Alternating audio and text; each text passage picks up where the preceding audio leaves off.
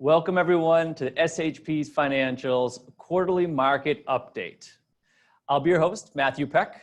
Most of you know me, for some of those who do not. I am one of the founding partners here and happy to communicate kind of what our thoughts are of what has been happening with the markets and also what we see going forward. It's funny, I'm just so happy to be back to the normal quarterly sort of sequence of these updates. Because obviously when coronavirus first struck and COVID-19 was everywhere there in March and April, you were seeing my face every 2 weeks. And let me put it this way, if you're seeing my face every 2 weeks, then that's not a good thing for the markets. So hopefully we're all good with this once every 3 month type of update. But really look forward to, as I said, kind of sharing, kind of what has happened, kind of where we are and where we see ourselves going forward. And ideally, we can break down some of the questions that you might have, probably the questions that we share. Like, for example, number one is, why is the market so far advanced? Why is there seem to be such a disconnect between Wall Street and Main Street? There's such pain out there and there's still so many people still unemployed or underemployed, but how come the markets and specifically the NASDAQ are hitting all-time highs? So how is that possible? And then secondly, what about the election?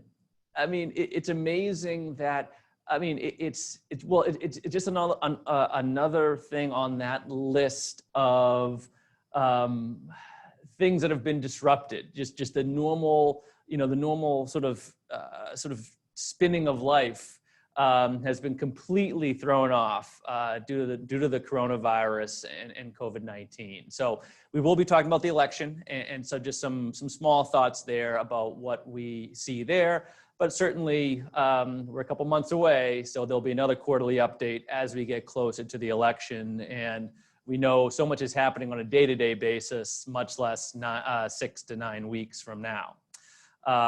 So without much further ado, let me start to get into the markets. And then also too, actually, I should say too, before I do, I really hope that everyone is staying healthy and safe during all of this. It is as I said, it's been a remarkable year. As much as July 4th was a celebration of our Independence Day, for me personally, I was just excited that, 2020 was halfway over. It was like hey, we made it through this year, we're 6 to 7 months in now. So it's been a remarkable year, and I certainly hope that everyone is safe, is healthy, and has been doing okay during, again, what has been an absolutely historic year. So, all right, let's dig into where the markets are. And as I mentioned, really try to answer that question of how come the markets has moved as fast as they've had, and why have they recovered so fast while there's still pain out there? And to be clear, as you'll see, the markets are they've really gotten ahead of themselves. So let me just sort of explain. So, okay, here we are from our good friends over at JP Morgan. And what you're seeing here, folks, is the PE ratio of the S&P 500. So this kind of goes through 99, 90, 97, 99. And you see sort of like back here was sort of like the dot-com bubble. And then you kind of see it crash down here, then it came down, and then here is 08. And actually, let me say, I'm sorry. So what you're looking at right now is the forward PE ratio. That PE stands for price to earnings. And it's sort of like a very traditional valuation of where the market stands. And so what you're looking at here on the middle line is sort of the average. The 25 average PE, forward PE ratio is about 16. And then you have sort of like one standard deviation high, meaning that kind of on average, where's the high? And then on average, where's the low? So anything kind of between one standard deviations is pretty standard. It's either slightly overvalued or slightly undervalued, kind of pretty standard, situation. But where you start to see anomalies and sort of, kind of areas of concern are when it's above, or areas of opportunity is when it's below. So for example, as I mentioned, back over here in this area, you're seeing what it was like during the 1990s and that great bull market of the 90s. and the eventual tech bubble that burst back in 2000, 2001. Again, the sort of the bottom out of where we were in 2008. As we climb back, here was where we were at the end of 18, our most recent kind of quasi bear market, that sort of very, very quick 3-month fall in 18, and then a very quick recovery. And so then here we were kind of at the beginning of the year. And so we were kind of overpriced at that point after a great run up in 2019. And then whoosh, it shot down. I mean, and we all remember this. I know I do. And my wife does, as we were sort of some sleepless nights. I mean, we all just experienced the fastest, at first it went from the fastest correction, market correction, to then the fastest bear market in history. So extremely steep down. And then we've seen just as extreme steep up. I mean, just a dramatic upswing, at that time. So as I mentioned, I'm going to sort of get into the different reasons as to why this happens, but I really wanted to show you just the amount of extreme movement that has been happening, or that has really sort of personified 2020 in a nutshell. And there it is right there. That type of sharp movement up and down is really what you're seeing, in 2020, sort of a symbol for how 2020 has gone, at least market-wise, and probably all of our emotion-wise, I might add. And so, recently at least, or at least what I'm hoping for is a nice sideways movement, meaning that, I'll stop share just for a second. I'll come back into that. Just that sideways right now is good. And my point is that if we're able to kind of keep this current valuation a little bit up, a little bit down, and allow for the earnings, kind of like that, the PE ratio, the E of the PE, if we allow earnings to kind of eventually catch up and to, overcome, Q2, which is going to be, very bad as we get into those earnings. If we're able just for time to pass, it's almost like the market will eventually sort of catch up to itself. Earnings will eventually catch up to this valuation. So as long as we kind of bounce around a little bit and just go sideways, frankly, that's a victory, I think, for all of us, again, based on some of the fact that our valuations are so high at this point. Now, the other thing to share again about kind of the current state of the market, hold on, let's go to page 6, is just a little bit on, let me see if I can scroll down here. This just shows kind of like what your anticipated return. This is kind of a little bit of what I was mentioning about the, kind of here we are right now and what the return was afterwards. I mean, you can see a couple sort of anomalies way up top here, but in general, you sort of see, the 1-year return not being that much, or even if you do the 5-year return, kind of all staying within the certain area of 5 to 6%. A main point here is, again, that, sideways is good. We're not looking for, it'd be great if it continued to run up at this point in time, but if we could just keep the status quo and tread water while, so the southern states and the world at large, hopefully manages the virus a little bit better. Again, that's a victory based on where we have gone, at this point. So as I was saying, so then the question is, how did we get there? And why are we so far fast, or so far seemingly ahead of where we are? Now, as to be clear, and I say it a lot, the market itself, as a reminder, is a forward-looking animal. It's never looking, it's not looking in the past. It's not looking at where we are. It's strictly looking at where we're going. So the market's kind of looking through 2020 into 2021. They're looking almost into sometimes based on the valuations, almost as far out as 2022.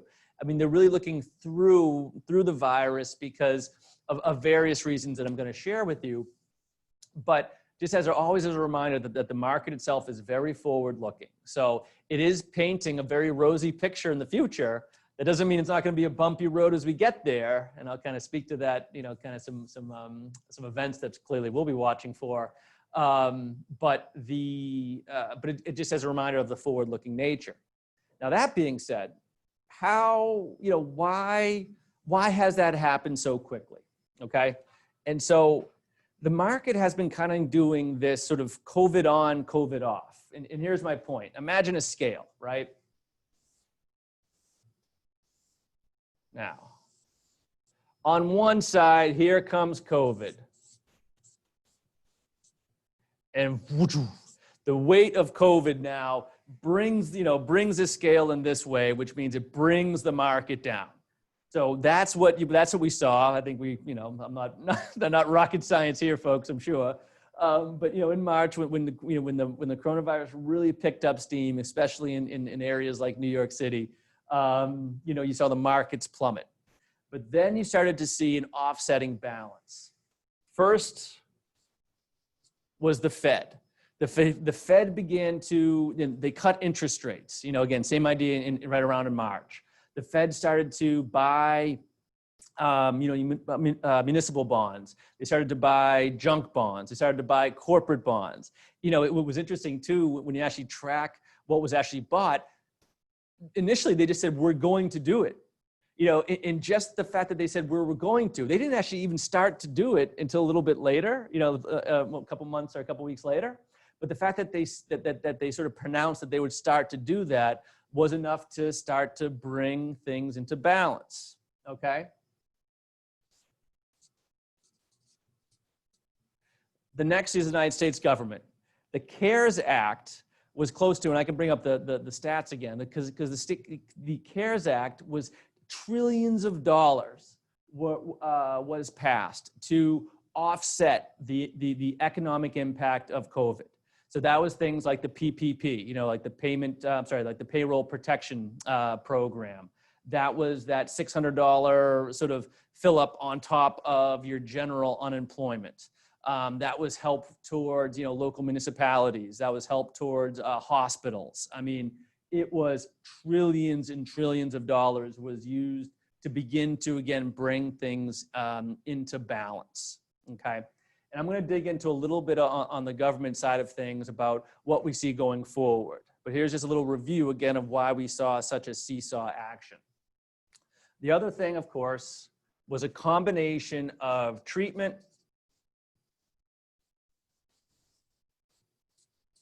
vaccine development, and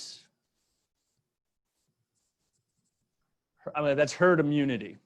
So talk about some certain words that I did not really know of, familiar with, if you asked me what in 2019, what community spread was, I'd say, oh, that's when a community is growing. It's like, no, actually community spread's real bad. In herd immunity, again, same idea. If you asked me what herd immunity was in 2019, I probably could figure it out, but now I know exactly what herd immunity is. Herd immunity is that when enough of a population is sort of infected or has the amount of antibodies, eventually the virus just loses its power. And so that happens through time, either through time on a gradual basis, or what's happening in some countries is that the virus is just running rampant, killing a lot of people, but they could potentially achieve herd immunity where the survivors, albeit at a decimated level, now have the immunity to COVID. Vaccines, certainly, there's Operation Warp Speed that's happening here locally. Oxford over in Britain, they're in their mid trials right now. I mean, there is a global effort to develop a vaccine. And so anytime you hear news of, this trial was successful at Moderna, or, this particular, like Pfizer, their trials and different things. Every single time you hear about sort of positive movements on the vaccine, again, you get this sort of offsetting impact on the dramatic impact that we're having over here on COVID. And then lastly, treatment. The process is called drug discovery, but I mean, think about where we were back in March, and that was the idea of it was a novel virus. It was a first-time virus. And so we did not know how to treat it. And so now through trial and error, and that's really the only way, especially, obviously our backs are to the wall, so we're into the trial and error process of it. But through trial and error, they're learning about, okay, when to ventilate and when not to ventilate, when to give oxygen. Again, back to Britain, they discovered that that a very low-cost generic, I'm not even going to try to pronounce it, but a low-cost generic steroid cream was also, again, helped bring down some of the more severe, sort of consequences of COVID. So, I mean, oh, and let me also, just under the treatment aspect of it, let me also, speak to the fact that the, preventions, mask wearing and social distancing and, all of I probably would guarantee, maybe not everybody, but I would say a majority of us, our behaviors are dramatically different than they were in January. It's like, tell you one thing, again, I'm a lot more comfortable wearing a mask than I was 3 weeks ago, much less 3 months ago. Now I have masks in my car and masks in the office and everywhere. And I think I've Purelled about 3 million times now. And it's like, but now, human beings, we adapt. I mean, we say, it's like, imagine something bad happens to you and then you're like, and then you sort of figure it out. And it's like, wait a second. Okay. All right, let's move on. Let's deal with it. So you do have this, whether it's just a human adapting to it, maybe put that under herd immunity or just, better protection, better prevention services, but all of that type of information that you hear, all that flattening of the curve, no matter where it might be on that level, again, also is offsetting the dramatic financial impacts of COVID. And last but not least are the corporations.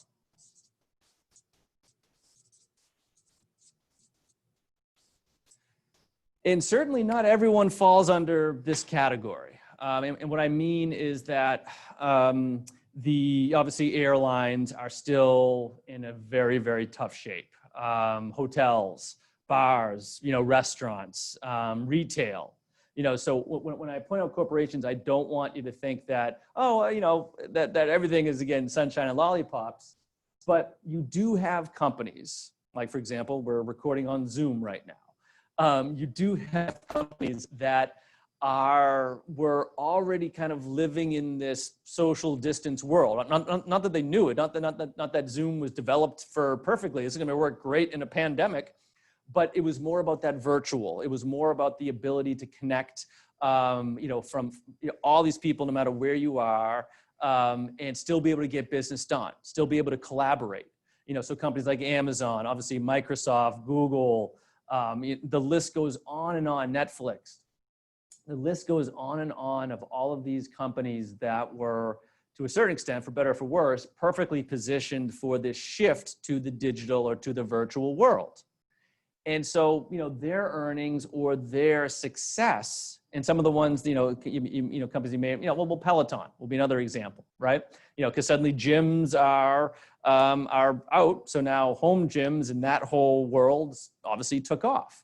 And so it shows you that there were a number of industries that were already in that space and just had this dramatic, increase in business and revenue and sales and things along those lines that obviously helped offset some of the companies that were in much, more difficult shape, oil companies, things along those lines.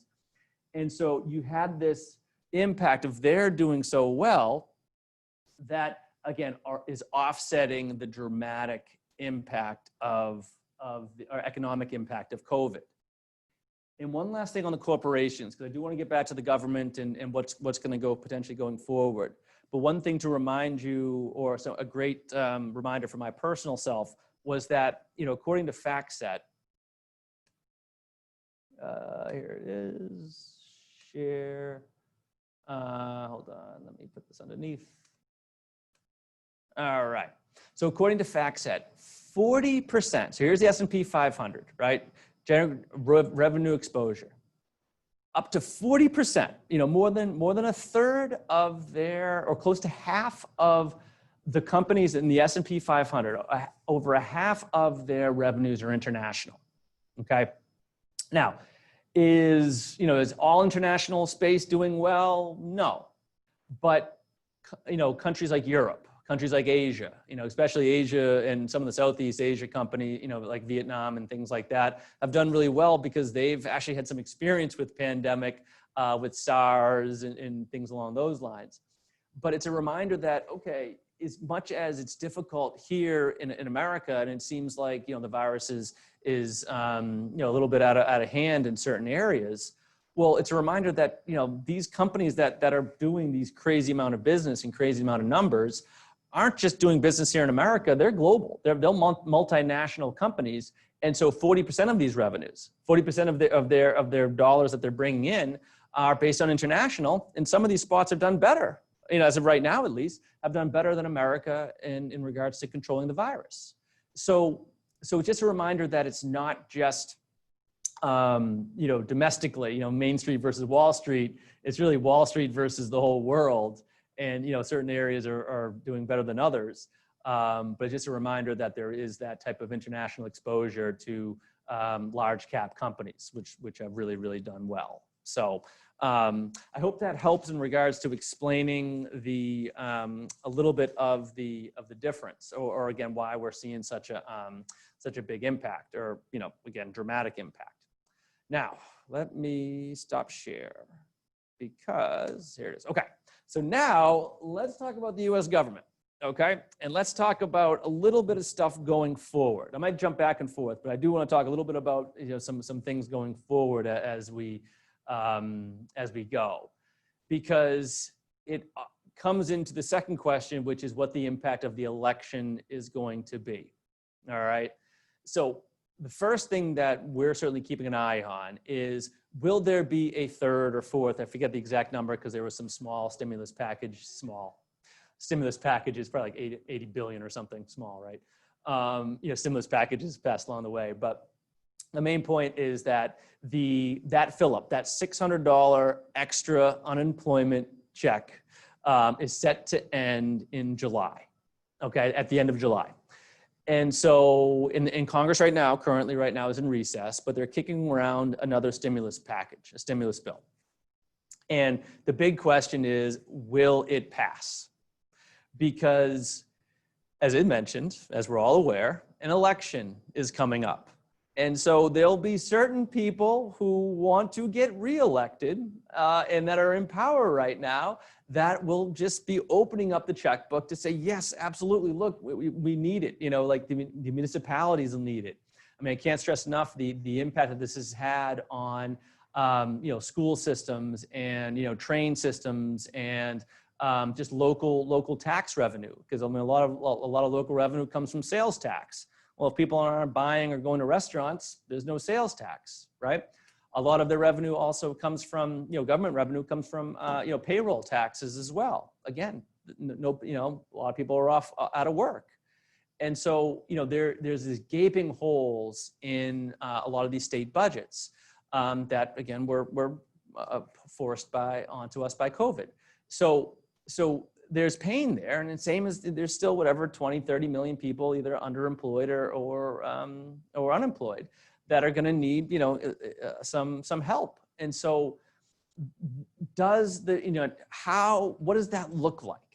Knowing that, okay, on one hand, you may have the Democrats kind of, maybe they may or may not kind of put up a fight a little bit because they know, all right, well, if I drag this out a little bit, there might be some political gain there.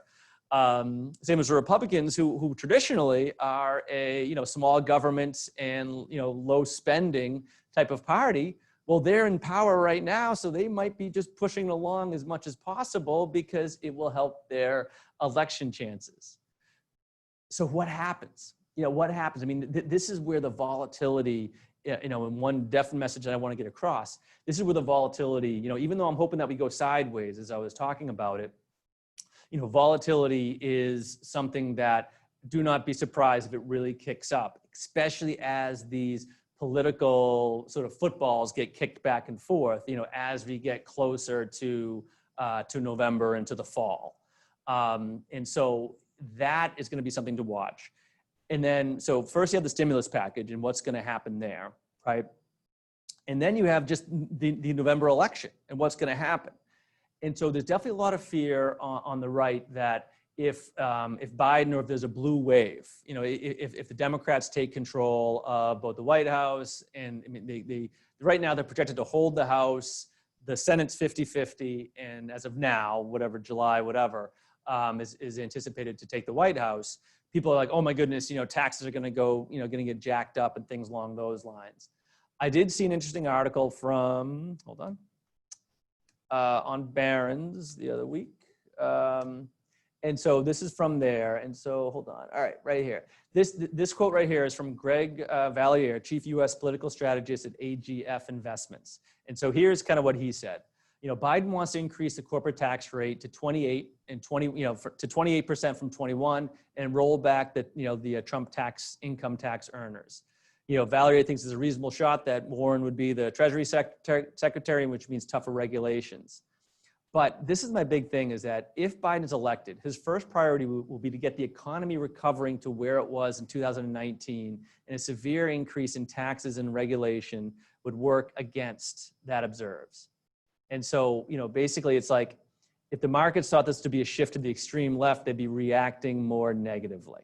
Okay, let me just highlight that real quick, just so we can all see it.